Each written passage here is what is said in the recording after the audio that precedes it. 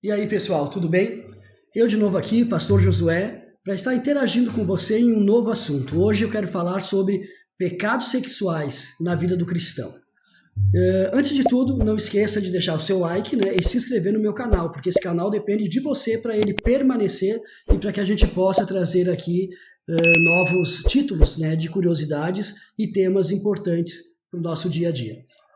Bom, indo direto ao assunto aqui, pecados sexuais. Hoje as igrejas vivem uma leva de pessoas com vários problemas nessa área, né? Se o mundo já tem, então acaba respingando isso nas igrejas. Antes de tudo, eu quero deixar aqui bem claro, né, que eu tenho autonomia, liberdade e estou amparado pela Constituição desse país em proferir a minha crença e as verdades bíblicas, para que não haja nenhum tipo de confusão nesse sentido. Eu não estou aqui para julgar ninguém, né? Até porque a palavra nos orienta lá em Mateus 7:1, não julgueis para que não sejam julgados, né?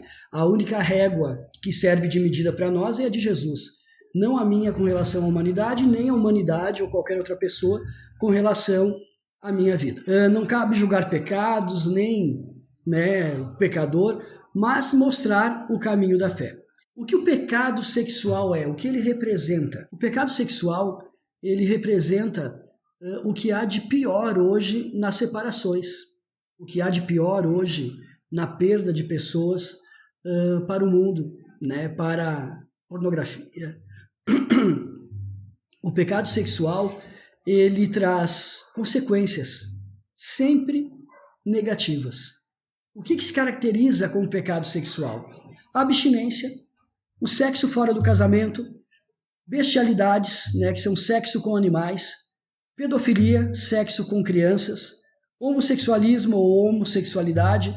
Uma vez se usava homossexualismo porque tinha-se como conceito uma doença. Hoje, homossexualidade, que se tem como conceito comportamento, né, um comportamento afetivo. A homossexualidade ela é típica, né, no homem e na mulher. Na mulher como lesbianismo e no homem como gay. E também é caracterizado, né, como pecado sexual a compulsão, que é o ato desenfreado sexual. E também a mente pervertida, que são assédios, taras, pornografias, fetiches, abusos, estupros e psicopatias.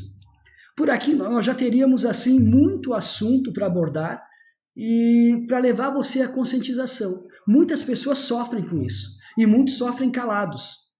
E alguns extravasam e vivem realmente o que está lá em Romanos 1. E qual a causa disso? Causas espirituais, causas familiares e causas sociais.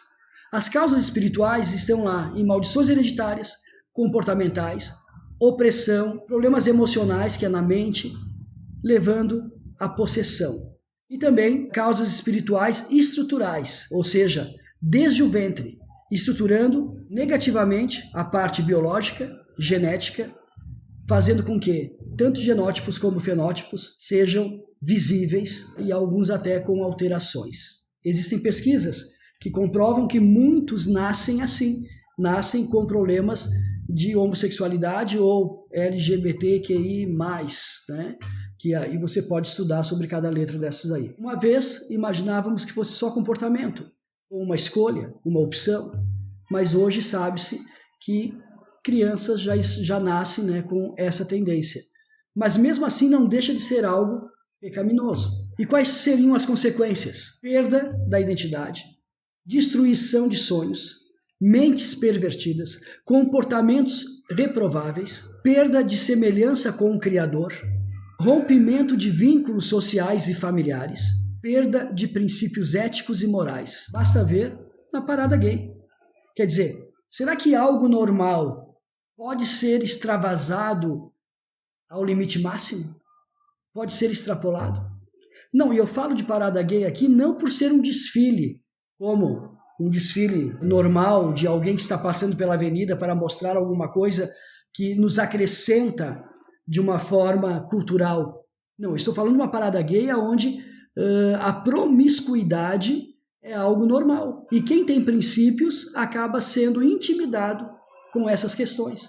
Então, por isso eu torno a dizer que a palavra de Deus não se engana. O que a Bíblia fala sobre isso? Lá em Romanos 1, fala que é pecado. Olha o que está escrito. Por isso também Deus os entregou às concupiscências de seus corações, à imundícia, para desonrarem seus corpos entre si, pois mudaram a verdade de Deus em mentira, e honraram e serviram mais a criatura do que o Criador, que é bendito eternamente. Amém. Por isso, Deus os abandonou às paixões infames, porque até as suas mulheres mudaram o uso natural, no contrário à natureza. E semelhantemente também os homens, deixando o uso natural da mulher, se inflamaram em suas sensualidades uns para com os outros, homens com homens, cometendo torpeza e recebendo em si mesmos as recompensas que convia ao seu erro. E como eles não se importaram de ter conhecimento de Deus, assim Deus os entregou a um sentimento perverso para fazerem coisas que não convêm, estando cheios de toda iniquidade, fornicação, malícia, avareza, maldade, cheios de inveja, homicídio, contenda, engano, malignidade, sendo murmuradores, detratores, aborrecedores de Deus, injuriadores, soberbos, presunçosos, inventores de males, desobedientes aos pais e às mães, nécios, infiéis nos contratos, sem afeição natural, irreconciliáveis, sem misericórdia, os quais, conhecendo o juízo de Deus, que são dignos de morte, o que tais coisas praticam, não somente as fazem, mas também consentem aos que fazem. Bom, esse texto aqui é muito esclarecedor. Não é só para quem faz que ele está falando, mas até mesmo aqueles que apoiam essas questões estão em pecado. E assim, não fui eu que escrevi a Bíblia. Não é um conceito meu, do pastor Josué. Não é um conceito da Eucana. Não é um conceito da igreja estabelecida na terra. É um conceito bíblico. E a Bíblia está aí, irrefutada. E para mim e para os fiéis, verdade absoluta. Eu estou replicando e falando o que está em Romanos 1, do 24 ao 32. E qual o preço do pecado? Bom, o preço do pecado, o salário do pecado é a morte. Mas o dom gratuito de Deus é a salvação. O pecado é a morte. Por isso as pessoas são levadas a esses vícios, a essas coisas erradas. E não só a questão sexual, tantas outras. Mas quando elas chegam a Jesus, existe um presente, que é o dom gratuito de Deus, que é a salvação. Mas para ter a salvação, precisamos nos enquadrar nos preceitos bíblicos. Como a igreja deve tratar essas pessoas? Eu vou lhe dizer, com muito amor, com esperança, mostrando que é possível lutar contra isso, mostrando que nós a amamos. Em Marcos 2,17 diz assim: ouvindo isso, Jesus lhe disse: não são os que têm saúde que precisam de médico, mas sim os doentes. Eu não vim para chamar justos, mas pecadores. Aí você pode dizer, você está chamando a homossexualidade de doença. Não, eu estou lendo a palavra de Deus. Em Colossenses 3, do 5 ao 6, diz: assim façam morrer tudo que pertence à natureza terrena de vocês: imoralidade sexual, impureza, paixão, desejos maus e a ganância, que é idolatria. E por causa dessas coisas que vem a ira de Deus sobre os que vivem na desobediência. Isso está em Colossenses 3, do 5 ao 6. Não é um conceito meu.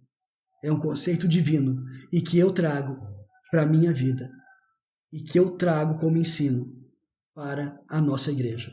Espero que esse assunto tenha lhe trazido algumas respostas e que alguns questionamentos seus possam ter um endereço, de busca. Romanos 1. Vai até lá e faça com que o seu questionamento seja ouvido por Deus. E que Deus ministre ao seu coração e ao coração de todos que precisarem do amor de Jesus. Estamos aqui para te receber sempre que precisar.